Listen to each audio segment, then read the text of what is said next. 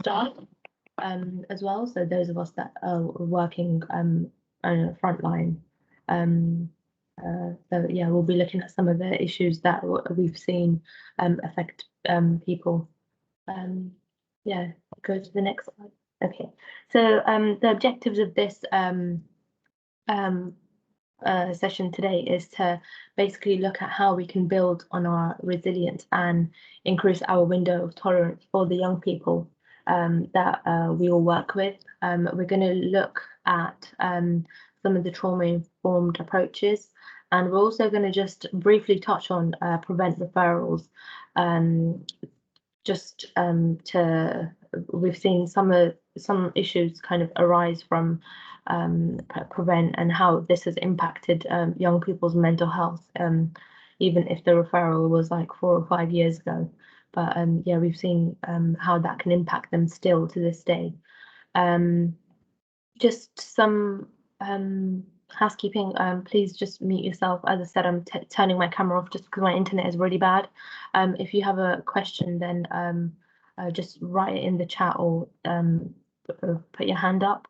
And yeah, as Anna said, the session's being filmed, so if you don't want to be on it, then just turn off your camera. So the first thing that we'll be looking at is the window of tolerance. And the window of tolerance is basically every person has a unique window of tolerance. And when we're within our window of tolerance, that is like the best place that an individual can be in. It's where we're able to learn new things. It's even if we feel stressed out or if there's like triggers that are happening, you still are able to deal with the situation and find a resolution. You're still able to manage your day-to-day work or tasks, anything that you need to get on with. Oh, sorry. So yeah, when something triggers them, that is when we leave that window of tolerance. Our window of tolerance is basically our comfort zone, and it's when we feel triggered, we start feeling, more anxious and scared, which pushes us outside that window. And that then leads to them either being in like a flight or they might go to a fight or flight response or in that mode, or they might just completely freeze. And that could be their response to whatever has triggered them. So a child that has experienced like a lot of trauma and they tend to have like a narrower window of tolerance because of that trauma, then if you compare them to a child that has had quite a secure, stable childhood. So if they have experienced some sort of if they've experienced some sort of trauma in their younger years, and their pivotal years, then they might their window of tolerance is a lot narrower and things might affect them a lot more, even if it's just one trigger, and because it hasn't been able to like grow. So in other words, small everyday triggers can be intolerable and unbearable for traumatized children, and each trigger is unique to each child or just any person really. You as I said in the we discussed this just briefly in our last session that yeah, each trigger is very different and it's unique to each young person. So if for example in terms of the young people that we work in, if they've traveled through either Turkey or Greece or have ended up like being on sea, then maybe something such as swimming, even if it is like a pleasurable experience, it might be quite triggering for them. So yeah, going back to this window of tolerance, if they have two different responses, you either freeze, where you just completely shut down, you're not able to deal with anything that is happening in that moment, or you could be in a fight or flight mode where you just want to run away, which I feel like is more quite common with our young people.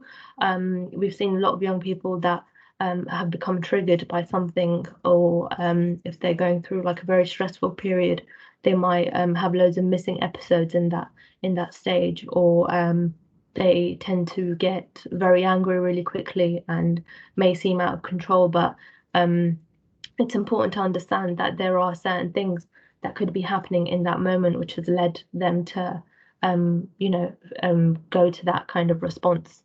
And yeah, I hope that was clear.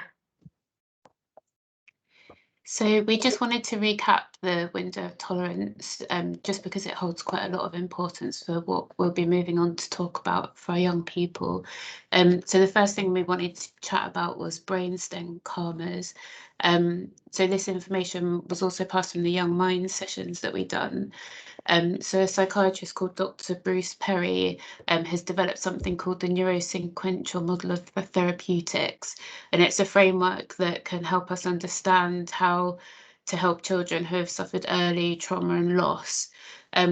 So from this framework, we've been told that children's brains organise from the bottom to the top, as you can see in the picture, with the lower parts of the brain, so the brainstem being the survival brain developing the earliest, and the cortical areas or the thinking parts of the brain develop much later. And traumatized children become stuck in the brainstem or in the sort of survival brain. And that's when we see in the window of tolerance them swinging between different hyperarousal states or hypoarousal states. So just sort of one way to understand it, really. One of the most helpful ways to move children from either hyperarousal or hyperarousal is to undertake some brainstem calming activities. The thinking brain is patterned and repetitive and rhythmic. So these types of activities can create a therapeutic web of relationships around the child through these activities. And over time, it can help a child's brain and body to learn that they are safe. If you don't mind just moving on to the next slide for me, Dee. Thank you. So the brain calming approaches have been developed, which are the 6 R's, and these will help a young person develop a better window of tolerance and build resilience. So the first one is it being a rational activity offered by a safe adult. And particularly when a young person arrives, they've got a few protective factors in terms of friends and community and family support. And in a lot of cases, sort of yourselves being teachers will be one of the first consistent adults that a new arrival gets the chance to spend time with, and you can quite easily become a safe adult for that young person. So really important in their lives. The second point will be that it's a relevant activity that's developmentally matched to their ability rather than to their actual age. And also with our young people who don't speak English, that's really important because their developmental sort of age may be much higher than their ability to sort of speak English shows, if that makes sense. As Susan was saying last week, you don't need to necessarily consistently place young people in a bottom set due to their lack of English skills. So that would be really important in what activities you pick to help young people.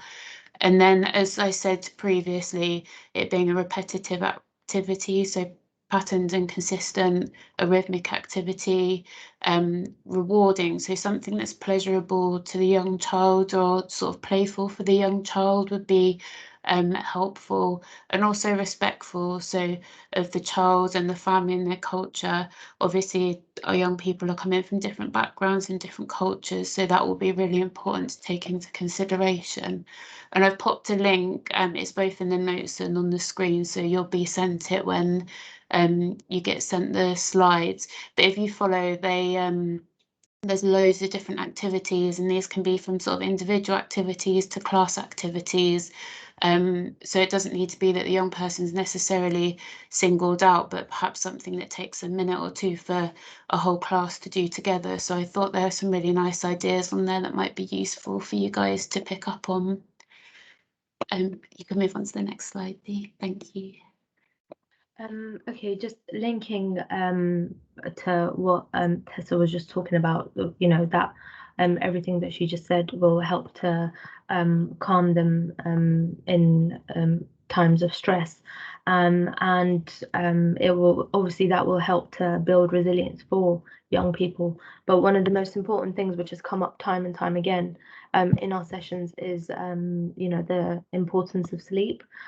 We talked about it briefly in the last one, and I think we did discuss it on the session about journey, because young people's sleep is impacted greatly from when they first arrive and throughout their journey. It's really important to foster young people's talents, because we are some of the professionals that are able to work closely with young people, and so it's important to understand why or in what ways they can learn of how to improve their sleep. So some we've had loads of young people often talk about how they get told off for constantly sleeping in class and things like that. And I guess it's natural for someone that doesn't kind of know the background of a young person for why they are the way they are, for them to just think, oh yeah, they're just not putting in as much effort. But you know, going back to some of the things we've already discussed, a lot of young people, when they first arrive into the UK, it's like the first safe space that they are able to sleep, where they are actually able to have like no interruptions.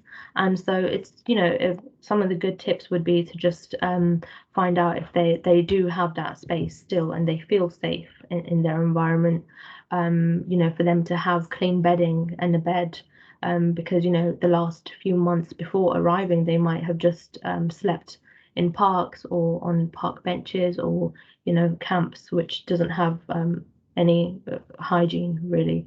And I mean, a lot of this will be down to social services, where they actually do make inspections and check that young people like sleeping environments are appropriate and safe. But I think just checking whether they are or not is still quite important, and they might not feel comfortable telling someone that they just met from social services, on Monday, but because you've been their teacher from the beginning, they might be more comfortable telling you. Also, just letting them know that it's okay to have their lights on, or whatever basically makes them feel comfortable to fall asleep in. And if you know any tips yourself on how to help with sleep, then that could work for them. But I think some of the ways in learning how to foster young people's talents are basically by spending time with the child or the young person, just to see what they are good at, what they enjoy, whether there's any barriers to them undertaking any activities that you might suggest to them. And all these kind of tasks, they help to build on their resilience for the trauma that they have faced in the past. And also consider helping them to find someone to accompany them to classes if they're scared to go alone. It is a very foreign environment to them. Some young people haven't been in a professional school setting, and that it's completely foreign to them. So it's normal for them to feel anxious around new people, as well as being in a new place.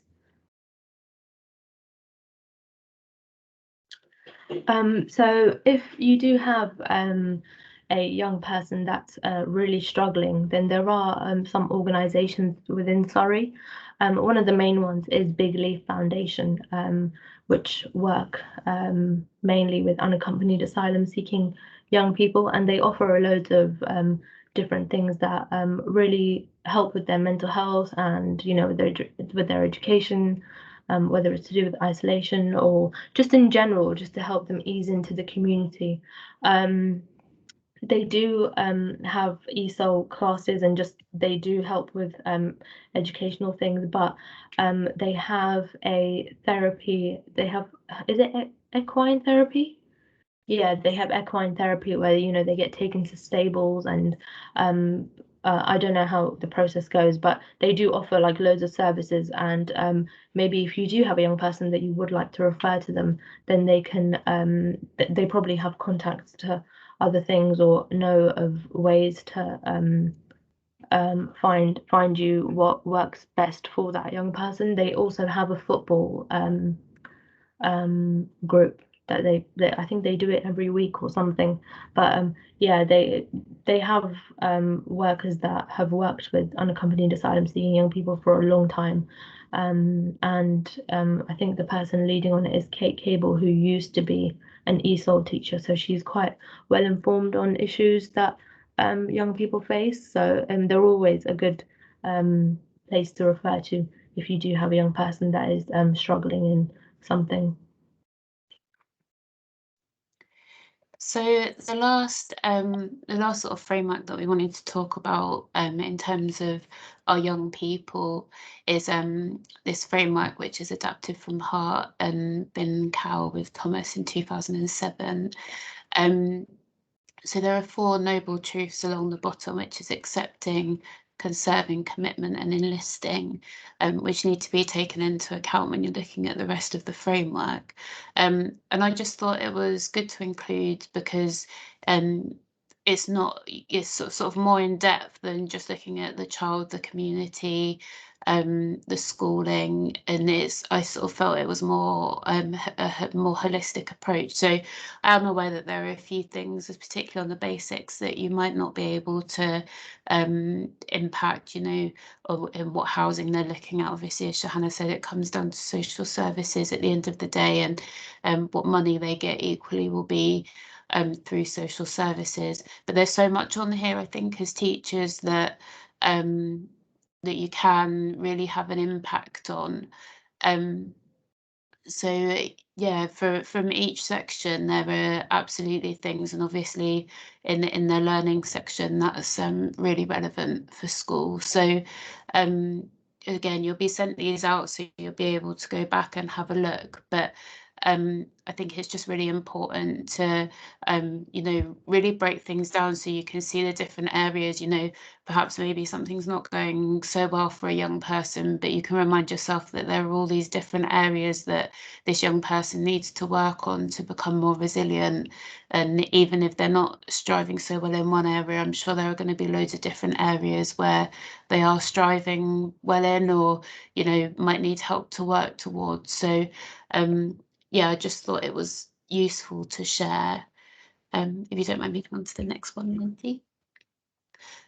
So we thought that we can't really talk about so much trauma-based for our young people without talking about it affecting you guys too. So I think it's really important, particularly for teachers, because you have such multiple caring responsibilities, that it's so important to be looking after yourselves, because if you're not looking after yourselves, it's really difficult to then support others. So apologies, I'm sure you've had probably different training on sort of this kind of thing before, but there's just a few slides that we'll go through. So just the basics first of who's at risk. So anyone who works with emotion or emotionally supports traumatized individuals. So I think particularly if you're working with our unaccompanied asylum seekers, that's obviously really relevant. Our young people go through a lot of different traumatic events, and particularly if you are in a position where you hear those stories and hear the events that our young people have been through,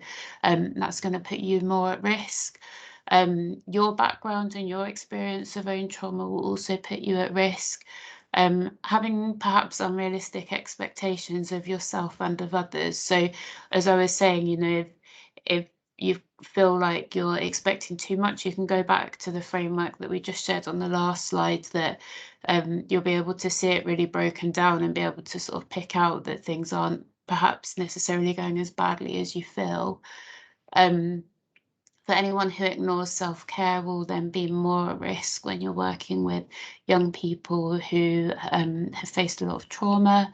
As I'm sure a lot of you guys do, lacking resources and time will also impact your own mental health. And I know that teachers are really stretched and definitely lack time, so it's something to be aware of. and just feeling generally burnt out at work, and then having to deal with other people's trauma and taking that on yourself is going to be quite detrimental. And then the empathy towards yourself and others, and the awareness of this, which we're going to talk about on the next slide too. So you can move on. Yeah, okay, so in this slide, what we'll talk about is just what sympathy, empathy, and apathy is, and basically like which position, where it is best to place yourself within these three, well, this pool basically. So empathy is basically, you know, understanding and experience. It goes beyond understanding someone else's experience, and you actually might feel what they feel, and it's probably like the best place to be in terms of finding a resolution for wherever the stress factor is. Sympathy is when you know, someone shares something, or if they're upset about a certain situation, for another person's misfortune, but you almost feel that it's happening, but you know, there isn't much of a resolution based, it's not a resolution based approach basically. And then apathy is coming to a point where you almost are lacking feeling or concern for someone, and that might be due to several things. It could be because you're completely burnt out, as Tessa mentioned in the previous one, but the best place to be in is when you're empathetic for someone, because that is the way in which we can still find a resolution for their problems, or try to at least. Whereas when you're in a state of sympathy or apathy, it's harder for you to become to help people. And we'll go on to in the next few slides just to talk about what some of the signs of compassion fatigue are, and how you should be thinking about how to avoid ever going into either a sympathetic or apathetic stage. So some of the signs of compassion fatigue is basically if you have an increased negative arousal, if you are having intrusive thoughts or images pop up into your head, if you're having a difficult time separating your work and your personal life, if you have a lowered frustration tolerance, and you really dread the thought of working with certain clients, and you start feeling depressed, there might be a sense of decreased safety. You might feel ineffective or destructive self-soothing behaviors. You might feel very anxious and hypervigilant in general. You might feel demotivated and de-skilled in your job. You might not feel a sense of purpose in whatever you're doing, and just a loss of hope. And you know, I think from working frontline and everything, normally it starts off with just having like a very you know, you start becoming really frustrated about small things at work, or you're really struggling to separate your work and personal life. And then, you know, that leads on to all these other issues. And you know, you end up being suffering from compassion fatigue. That's why it's really important to pay close attention to why you're feeling a certain way. If you're taking on too much of someone else's problems, it doesn't really help you, and it doesn't help the young person you're working with, because it's not really a position to be in where you can resolve certain issues or help someone. You just end up being in this kind of cycle where you're feeling all these negative feelings that someone else might be feeling as well, and it comes onto you, and you start feeling that burden yourself. So yeah, the next slide, please. So some of the ways in which we talk about how to avoid feeling being in that stage of compassion fatigue are by having protective factors. So it's really important to just feel satisfied in your job, in the things that you do, making sure that you have social support, whether that's from your colleagues or from outside the workplace, making sure that you have organizational support, you know, that you take your time out for some self-care, and you check in with yourself, that everything is okay with you.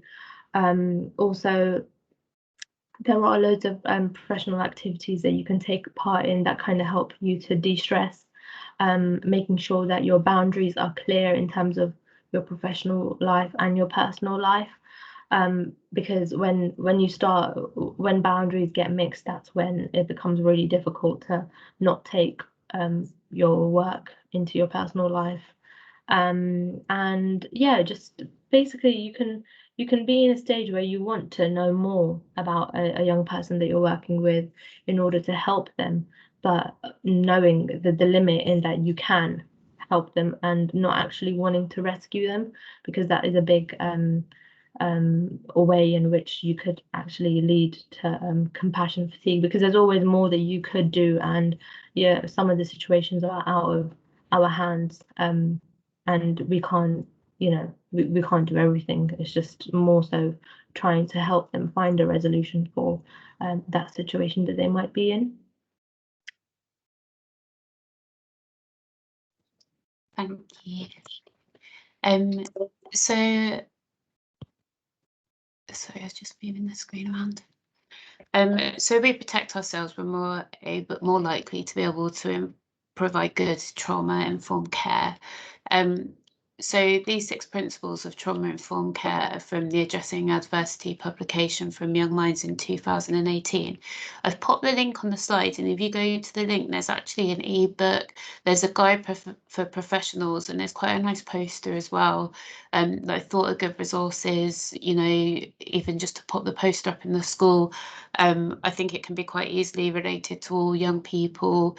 Young Minds don't only work with unaccompanied asylum seekers, so if you've not heard of them before, particularly, they're a really good resource and would be really useful to have a look at. So do make use of that. So I'll just quickly talk through the 6 principles that they've come up with from their research. So firstly, being prepared. So this is about recognizing all the needs of a young person might have, and how aware you are as a service about the sorts of needs that might arise. So you might not be able to deal with all of a young person's needs. Obviously, in a school setting, it's not going to be possible, but it's helpful to think of what you can be supporting young people with, and be prepared to do that as and when you're able. The second step is being aware. So this is about being aware of the sorts of needs that might arrive, and having plans in place, as well as a coherent plan of how you might support the young person. So I think the quote that stuck out for me the most is, "Don't label me with the experiences I've had," and particularly for our young people, they don't necessarily want to always be sort of referred to or treated differently because of the experiences that they've undergone, although it might impact their behaviour, as it says, and it might change their needs. So it's just trying to get a balance right for them. And being flexible, so shaping the support that you provide around the young person, and I'm sure you have to do that for all of the young people that you're working with. So again, it's just really to bear it in mind. But hopefully, once you get to know a young person, particularly when English isn't their first language, you can understand or find a way to understand each other. You know, even if it's not necessarily through spoken English, that will be really useful. And as I said, to shape the support around them. The next step is to be collaborative and enhancing. So young people want somebody who's on their side that they can trust. I think one of the foster carers once said to me, you know, our young people are are very independent. They foster unaccompanied asylum seekers, and they said that the young people are really independent, and actually they need to be taught about English systems and, you know, how to speak English for them to be able to be independent in the UK. But actually they've got a lot of skills, and I think it's really important to remember that one of the quotes for this is that I've survived this long. And I think they've been through so much that it can actually be a strength for a lot of our young people. So it's something to think about. And even though that they might not be able to speak English that well, is to still include them in decisions. And again, this might be out of your reach, but wanting to talk to somebody who's been through the same thing. So we do find that a lot of our young people do like to meet other young people who are from the same background. And obviously in the school setting, this isn't necessarily possible, but then being able to signpost them to organisations such as Big Leaf, or being able to work with them to try and achieve this for them, would be really beneficial for our young people. We'll move on to being safe and responsible. So think about your safeguarding practices, how you might respond to concerns or multiple concerns if there are any new concerns, and if young people, how will they be kept safe, basically. So the quotes from here sort of evolve around knowing where they're coming from and keeping them safe, not betraying their trust. And I think that's really important. And it's one of the things that we'll go on to talk about with the prevent referrals. So that's really relevant. And that the way you treat me matters. So, as we've said before, including them in their decision making is really going to improve their trust in you as a professional. So that's really vital. And the last point is being integrated. So knowing what their options are for ongoing support, particularly if you get a young person who are in the later years of their education, who you might not have much time to be there for. So building relationships with other providers, if you can't find sort of organisations or groups for young people to go to, knowing where to go to get that support. So asking Anna, or your questions can be passed on to Shahana Zarai to help support that young person, so that they can be integrated within society is really vital. If you could go on to the next slide for me, Dee. Thank you.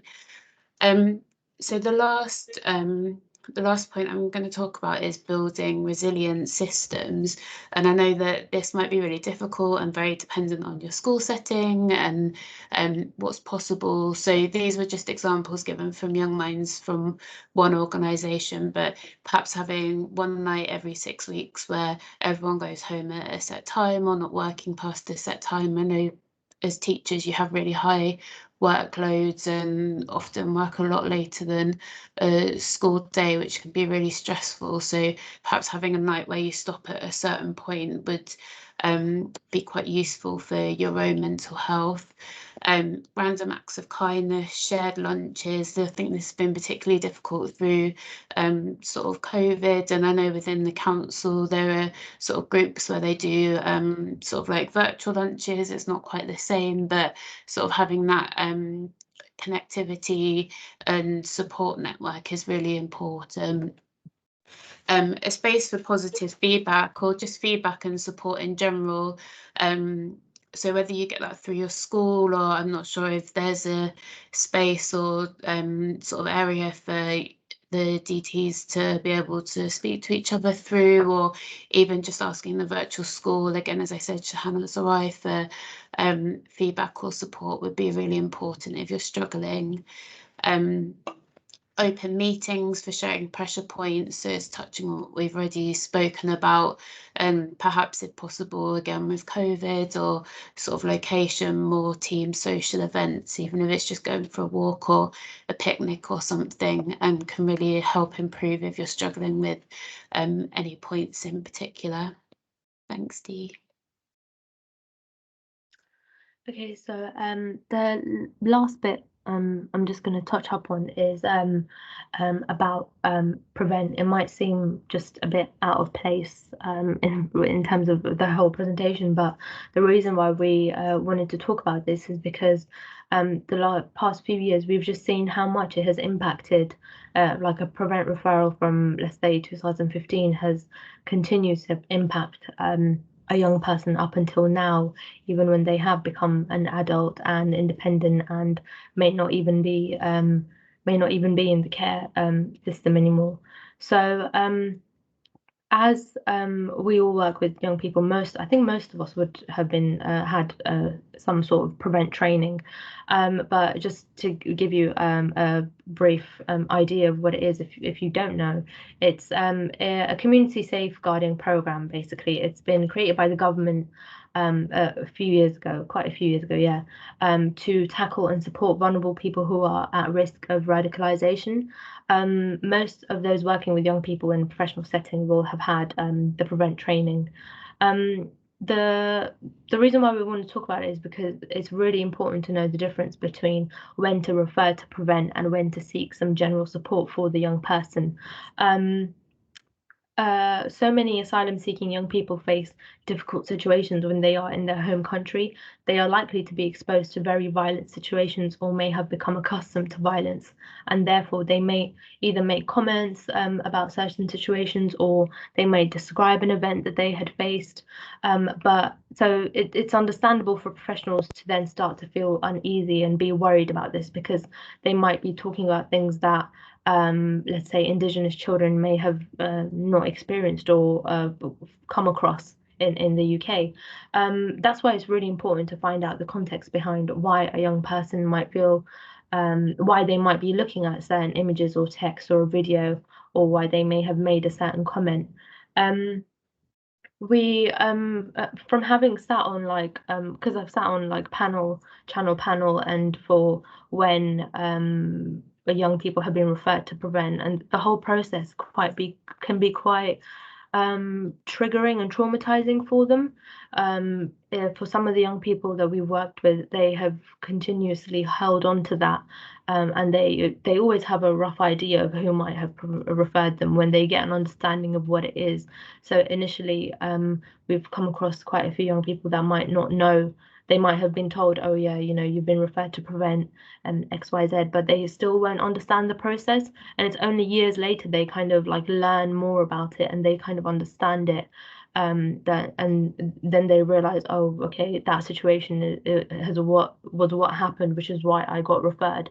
Of course, everything is kept anonymous when a young person is referred, but they can get an idea about why it happened. So just to give you an example, I have a young person that I work with who was referred when he first arrived when he was in school, or no, it was in college, and basically he was watching the news in Arabic, and I think it was a website.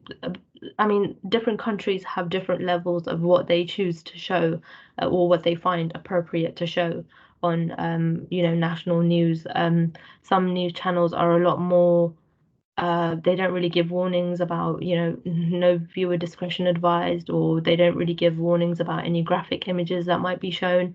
And I think he was watching something like that, and it led to a teacher, or I think it was a support worker, someone like that, just referring him to prevent. And that to this day has stayed with him. He has just become so upset about him not being spoken to first, just to try for the other person to try get an understanding first about why he was watching it or something like that, and instead he was referred to prevent without him knowing and only later finding out, and it led to him having like a really like distrusting relationship with a lot of professionals that he works with, even to this day. I mean, he's an adult now, but he really struggles to trust professionals around him, even if, you know, there's no reason given to, which is understandable why he feels that way. He hasn't had, it wasn't just that experience that had led to that, it was several, but he kind of understood years later that, oh yeah, I did talk about that in college, and it led to him being referred to Prevent and him being asked questions. Whereas he felt like if only he was asked directly just to try and get a bit of context from him, it would have led to like a better relationship with professionals in the future. So whenever we have noticed young people that seem to be more vulnerable or at risk of radicalization, we have a conversation with them to try and understand their thought process before proceeding to refer to Prevent. I know it's very important to refer when a young person is vulnerable and is at risk of radicalization. And it's such a serious thing, but what we want to just kind of state is it's just to speak to them and see their point of view before just making the referral straight away. It's really important to do that because young people being referred to Prevent has consequences on their asylum claim, and it raises questions for them from the Home Office, which might not even be necessary and could be something as simple as just a conversation between the professional and the young person, rather than just directly going to refer. So yeah, we just wanted to point that out there, that it does have like an impact on their asylum claim, especially if they haven't had a decision yet. And as we've discussed before, if you're from certain countries, you're at a disadvantage anyway of getting your status resolved as quickly in the first place. So yeah, that's just what we wanted to point out.